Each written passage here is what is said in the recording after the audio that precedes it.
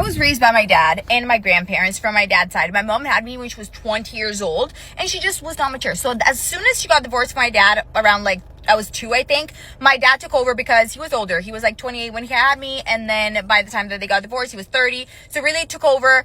I grew up in Brazil. That's where I'm from, with my grandparents and everyone. And my dad had a house. He built a house on top of my grandparents' house. So for my dad, it was really easy to just kind of like, have my grandparents really raise me. But in my mind, really, it was my grandparents. But at the same time, like, I had a single dad. My dad really was that person for me. So although today if you guys know me, I now live in the United States and my mom is here and I immigrated with my mom. I was raised by my father, in my mind also, as a single dad, like the cool dad, the one that goes to the parent conference teachers conference, the ones that shows up to my recital at church, like that was my dad. I had no daddy issues at all because I had the most amazing father. And my mom immigrated here before me. She immigrated when I was 10 and we didn't talk for 2 years. And because I was poor in Brazil, when my mom said, hey, I have been living here for 2 years and for the 2 years I've been saving money so you can visit me in Orlando, which is like Disney World. Do you want to come visit me? I was like, heck yeah. No one in my villa, I lived in a villa in Brazil. Like no one in my villa has ever even left probably the state. Imagine leaving Brazil. That's insane.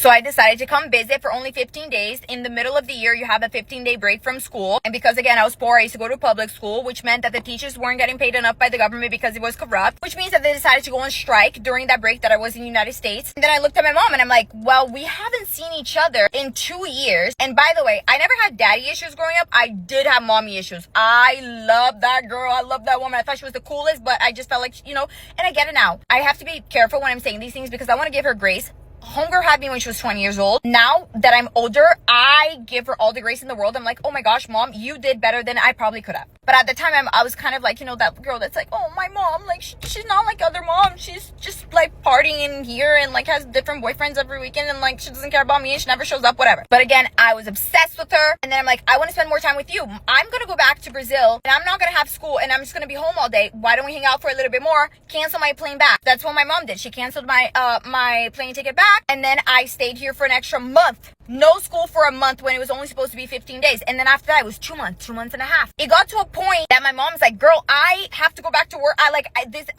Why not enroll you at this middle school so that when you go back to Brazil, you can at least say, oh, I studied, like almost had an abroad experience in middle school. I'm like, oh my God, that's going to be so cool. No one from my villa has ever done that. So I was like, absolutely. Anyways, I got used to having a mother for the first time in my life, something that I was craved because she was taking me to school, packing my lunch, would go to the YMCA and like do Zumba classes together. Like that was so fun. No matter how much I loved my dad, and that's why I say like, no matter how do I say this? A mom is a mom. A mom is a mom. I had an amazing father, a father that really tried to do both, but still, no matter how much he tried, he would never fill that gap that I had as a girl growing up in feeling like I didn't have a mom. So I took that and ran with it. Called my dad, said, I'm not going back. The American dream, have better chances here. I'm not choosing my mom, I'm choosing the American dream and like the opportunities in the United States.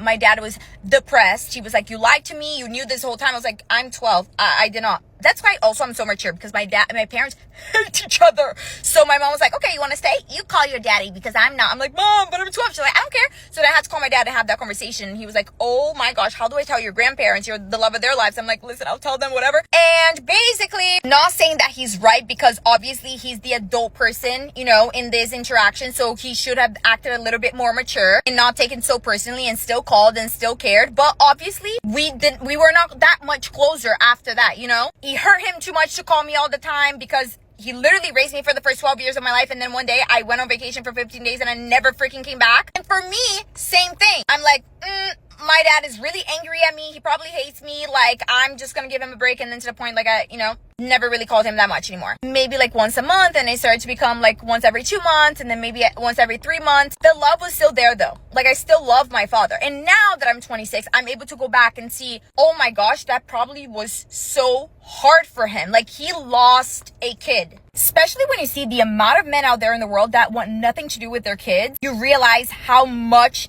of a great man he was, how much of a great father he was, and how much he cared and loved me. When my mom was like, going through her existential crisis and just got divorced at the age of 22, she went partying, whatever, boyfriends, my dad was like, no, I will be the sole provider for this kid and I'll take care of her. Yes, we were poor, never had any luxury or anything, but I always had food. I always had, we had the best times. We would do all the free things in the world together, and we had the best times. So I love my dad to this day. And I think that after I graduated law school, he was finally able to like fully understand that, like, wow, thank gosh that you moved. Like, I'm so happy that you moved, because now there's no feeling that's comparing to the feeling that I'm having right now, being proud of you and seeing you succeed and seeing you have chances and opportunities, something that I do not think you would have been able to have with our upbringing and background and resources in Brazil. Your reality right now probably would have been so different. So thank gosh. And I don't blame you anymore, almost, type of thing, we had that conversation. It was beautiful. But now I'm getting married, and obviously, like, he was so happy. My fiance asked for my dad's like permission before he even asked me. He proposed to me, which I thought it was super cool, because he has met him before. He got his number. They talk. They try to communicate. My dad, obviously fully Brazilian, has never left the country, does not speak English, but he tries to. And then Kevin tries to also use Google Translator to talk with him in Portuguese. But to this day, I'm still my dad's like little girl that is finally getting married with a guy that is, amazing to me and smart and admirable. And my dad is like super happy. But now I have to start wedding planning. And it's like, if I has finally like, I don't know, came to me that it's going to be a really hard process, because my fiance and I are just talking about our options. Okay, like, what are we going to do? What's our budget? Where are we going to have the wedding? And I realized that there's no way that I can ever have a wedding here. My wedding likely has to be planned, and it has to be in Brazil, because I never thought about me getting married and walking down the aisle with anybody but my dad. And he's alive. So, like, he has to, you get me? Like, that, we've talked about it. Like, I grew up, yes, he needs to walk me down the aisle. And you're gonna be like, well, just pay for him to come here. Here is the thing. This might be news to you. If you're still watching this, you're gonna learn something that a lot of people don't even understand. They have no idea, and they love to talk about it, but they don't know anything. There's this concept of a tourist visa. If you're American, you probably have never heard of it, because you probably have never had to go through the process and get one, because if you have an American passport, you can really get anywhere. But if you have another country's passport, aka Brazil, and you're trying to visit the United States as a tourist, to just come visit, spend your money, go to Disney World or whatever, you are going to have to get a tourist visa. And that means that you have to go through the lengthiest of process to hope to be able to be one of the lucky people that gets it. It's not just, oh, you pay and that's it. No. You have to fill out a whole thing, almost like a freaking college application. Might as well have to give them your DNA. You wait to hear back from them. After months, they give you a time and place, well, in the U.S. Embassy in Brazil, to go and have an interview. And when I tell you that these people are ruthless, no one is certain to get it or not. My aunt, she's a teacher for years. She was married in Brazil. She had a job in Brazil. She owned an apartment in Brazil, and she went in 3 times. Mind you, you have to wait a little bit before you can apply again. And mind you, every single time you apply, we're talking about thousands of dollars being spent to be able to have that interview. And as soon as she got there, denied.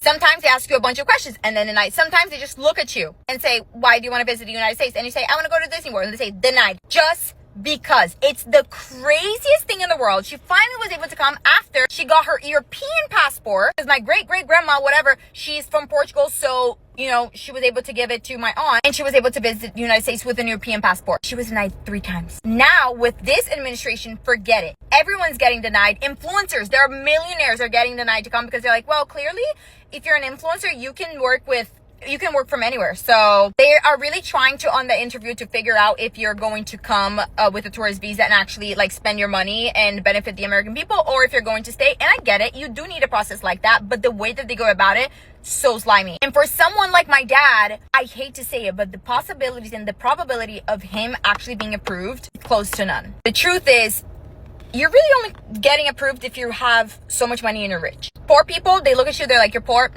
Either you're not going to spend enough and it's not going to be worth it, or 2, you're going to immigrate. And I thought about this. I'm talking to my fiance. I'm like, okay, what if I give my dad all of the information? Like he tells him that, he has a daughter. She's a citizen. She's a lawyer in the United States. She's marrying an American. I'm only going for the wedding. Here's the wedding invitation. Here's the venue. The issue is that it's the craziest thing. Like you don't even get the chance to. You can only respond to whatever questions they ask you. And at the moment they put denied, you can't fight back with them. It's denied, and you have to walk back and a security guard takes you out. Even if I did all of that, there's still a possibility that he would actually never get the visa. And then at that point, what? Already put a deposit down on a venue? Or what? Do I wait to even start my wedding planning after he gets for sure approved? That could take 6 months, a year. Should then, only then, start the wedding planning process? Anyways, I feel like my only option right now is really to have a wedding in Brazil.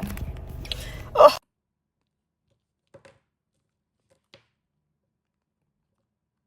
For a very brief time period in my life, I was a 911 dispatcher. And I'm going to tell you about my first day as a 911 dispatcher. Absolutely zero. Do you hear me? Zero of what I'm going to say is a fucking exaggeration. And I'm going to cuss. Trigger warning, okay? Because when I tell you that I'll never forget this day for the rest of my life, I dispatched 1 billion years ago. 1 billion years ago, okay? And I have never forgotten my first day. First of all, you're supposed to be in training for 1 jillion months, okay? My first day, the training officer in this little one-horse town that nothing happens in. Nothing happens in here. Nothing happens in this town. Yeah, that, she called in sick. And I'm like, I hit this button to talk on the radio. Like, I don't know a fucking thing. Okay? Nothing about this dispatch room. There's computer screens everywhere. There's a phone marked 911. I don't know shit about shit at this point. And the chief deputy, who's not a dispatcher, is like, don't worry, I'll be in the next room. If you need help, I'll be in the next room. I didn't know how fucking dumb it was for me to be like, okay, if you're going to be in the next room. I didn't know how fucking stupid it was for me to be like, thank God. In that moment, okay? Because it was the dumbest shit I'd ever thought in my life. I'm sitting there and 911 rings. It's this fucking god-awful ringtone in this room. There's a light that flashes. There's shit happening, okay? And I'm like, they want me to do this without a fucking thought in my brain of how to do this. But okay. So I answer the phone and I'm like, Blank County 911, what is your emergency? And this bitch goes, I need you to send somebody. I'm hiding in a closet from my brother. He's got a knife and he stabbed me and he's going to find me if you don't hurry.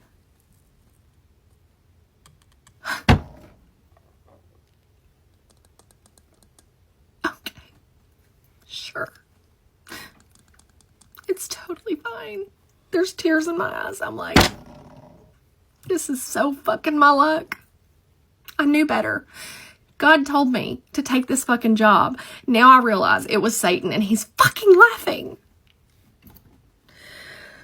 I'm like, where are you? The first thing that they teach you as a dispatcher. And the only fucking thing I knew about dispatching was what I had like tried to look for information wise. This is not a time period where you can pop out an iPhone and Google it. Okay. This is a time period where you better have some dial up or something. You know, I mean, this is bullshit is what it is. But I'm like, I can't let this bitch die. So, okay, where are you? That's the first thing they teach you. Find out where. If you find out nothing else during the whole call, find out fucking where, right?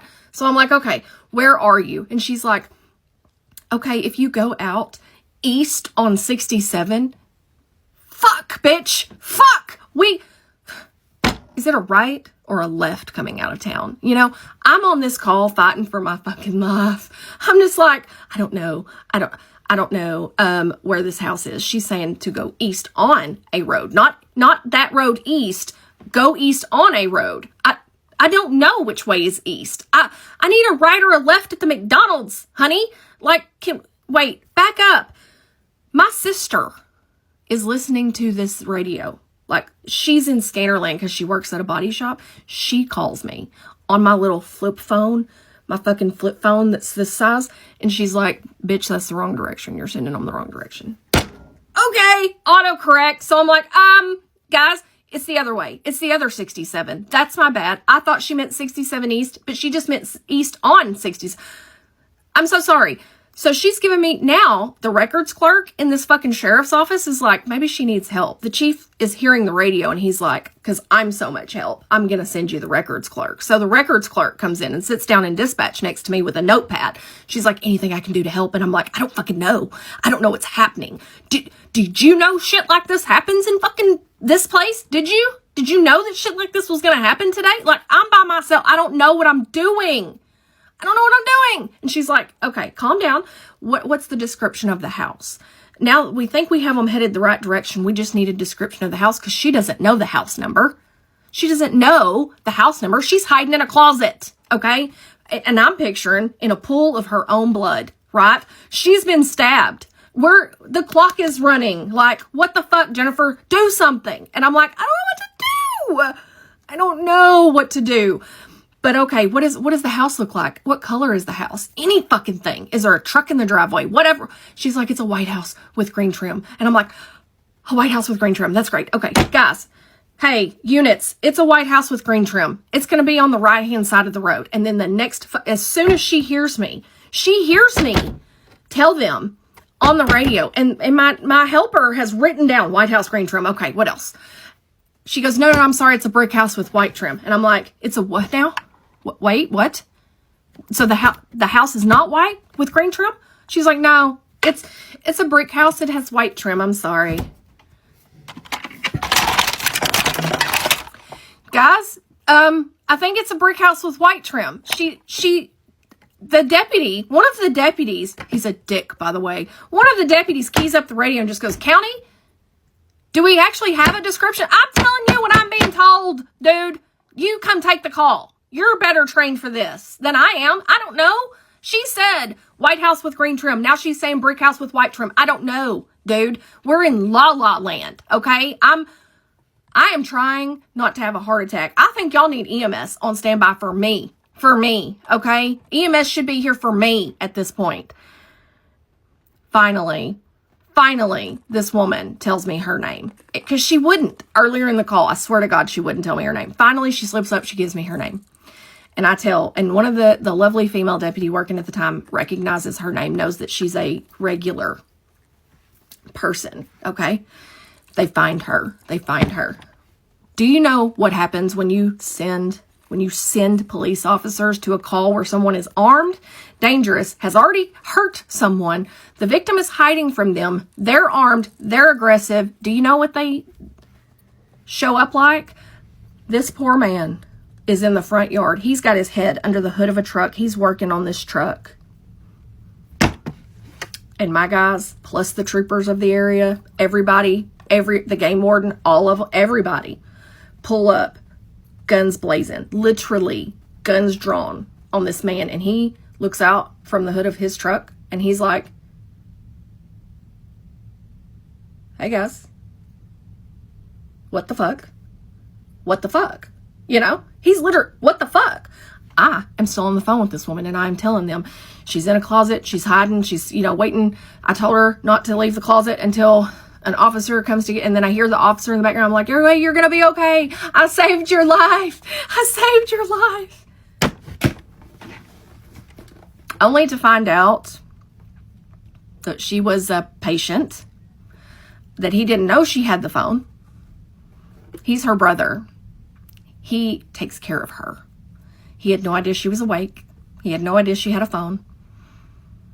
And I went back for 5.5 years. And I did that job. If that doesn't tell you how much of a glutton for punishment I am, I don't know what will get it across to you. For 5.5 years, I took calls in that dispatch and thought to myself, people in small towns have absolutely zero idea what is going on around them. None of them know any of their neighbors. They don't know anything about anybody. And I was born and raised in this town. When I walked into dispatch the first day, I looked at all that equipment, all the daunting equipment, and I thought to myself, it's going to be fine. Nothing happens here. Nothing happens here. And then 911 rang.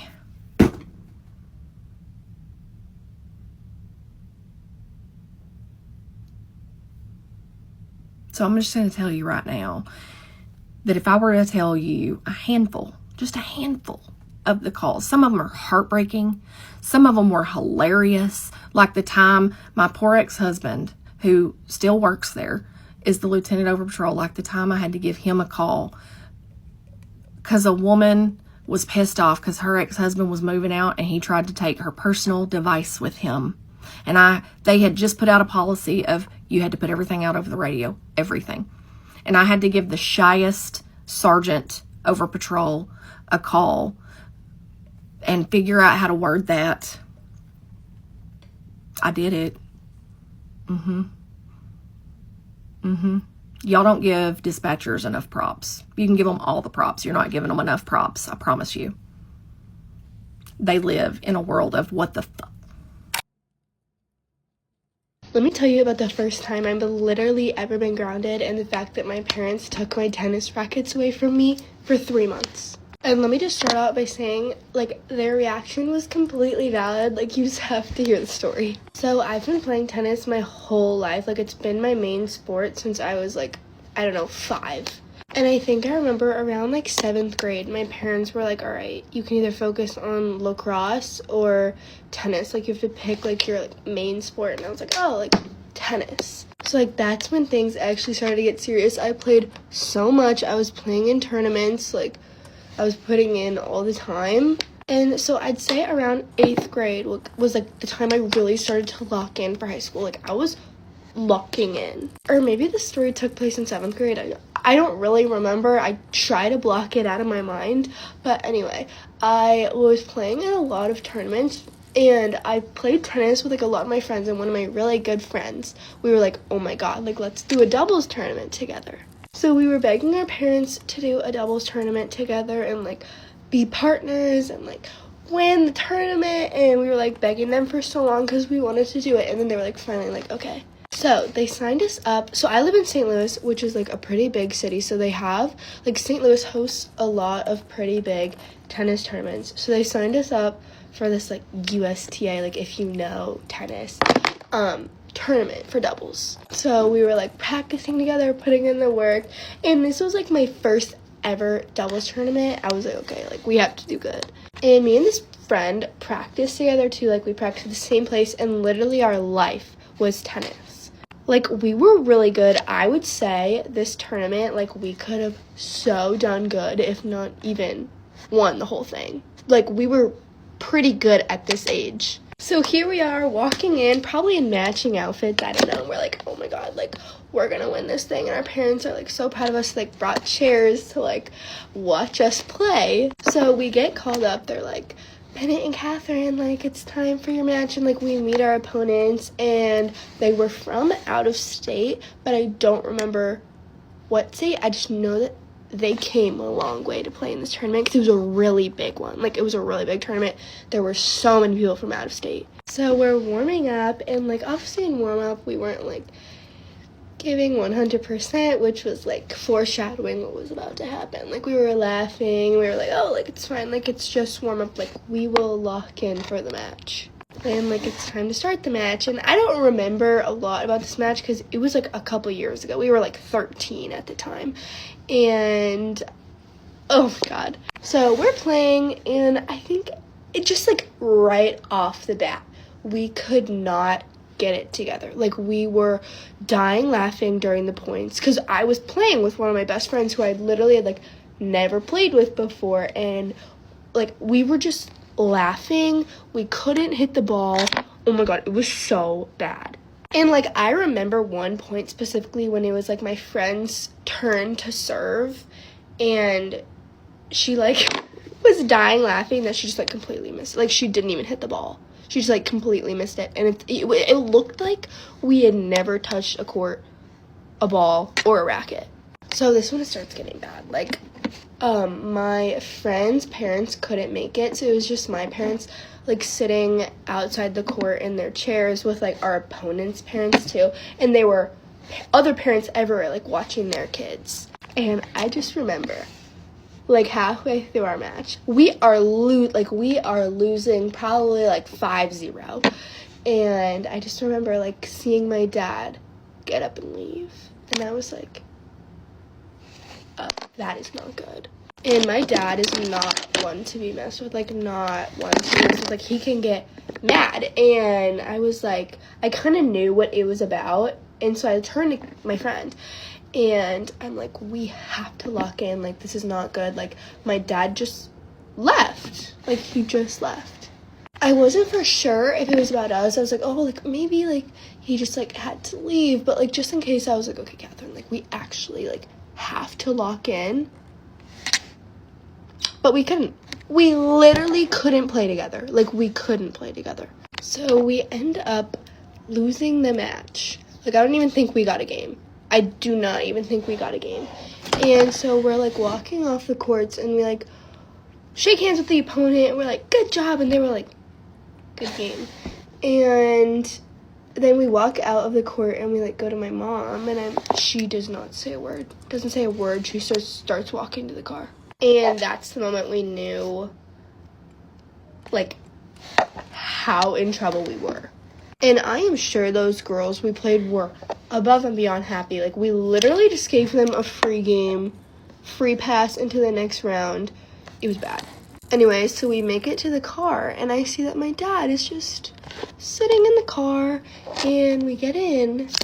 Silence. Silence the whole way until we drop off my friend. So we pull up to her house, and I know the severity of the situation, because my parents, like, I know my parents, I know when they're mad, and I was like, shoot, like, this is not good. But anyway, I was like, bye, Catherine, like, good job.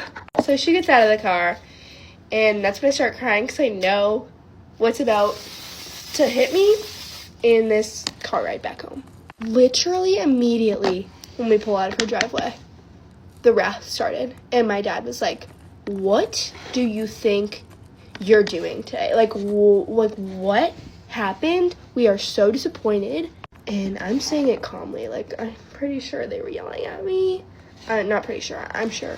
And then they were telling me, like, what was happening, like, outside of the court, and they were, like, literally parents were sitting there and talking about you guys, being like, wow, like, we flew all this way, and we're playing people like this who just don't care. And I was like, oh, like, that's my bad. And my dad was like, I literally had to get up and leave mid-match because I couldn't watch. I couldn't watch you guys do that anymore. So I'm sobbing because I hate getting in trouble. Hate it. And I knew mid-match, I knew what we were doing was wrong. So I was trying to get us under control, and I was like, Catherine, like, okay, like, we have to lock in. But it just, like, wasn't working. We were too far gone, and I knew this was coming. So we get home, and we pull into the driveway, and my dad's like, give me your rackets. And I was like, what? And he was like, give me your rackets, like, you're never playing tennis. And I was like, what?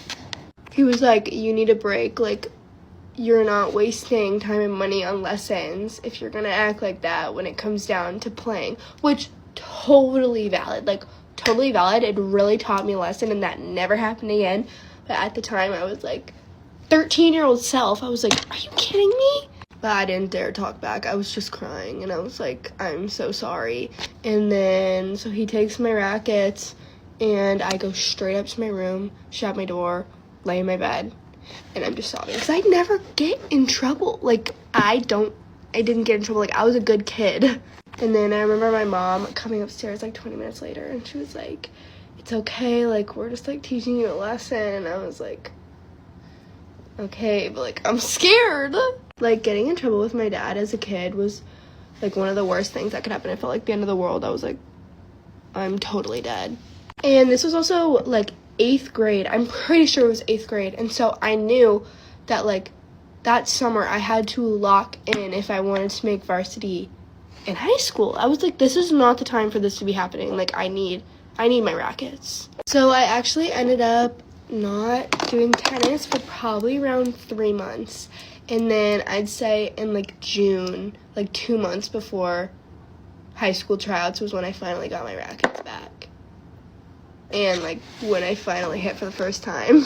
And it literally felt like I had been grounded for my whole life, because my whole life at the time was going to lessons, like, with my friends. Like, my best friends were from tennis. And I just, like, dropped off the face of the earth for 3 months. And, yeah, I didn't really do anything, because tennis was my life. But, yeah, I got my rackets back on a random day. I don't remember how or when, but I did. And then I locked in. And I ended up making varsity as a freshman. Only freshman to make varsity that year. Well, I also had mono, but that's another story. So, moral of the story is to never take things lightly like that. Like, lock in when you need to lock in. And I'm thankful my parents reacted like that because it never happened again. And I learned, like, to be grateful of the opportunities that I'm given. But yeah, that was the first time I really ever got in trouble or grounded. But yeah, that's all. Let me know your stories in the comments. And yeah, bye.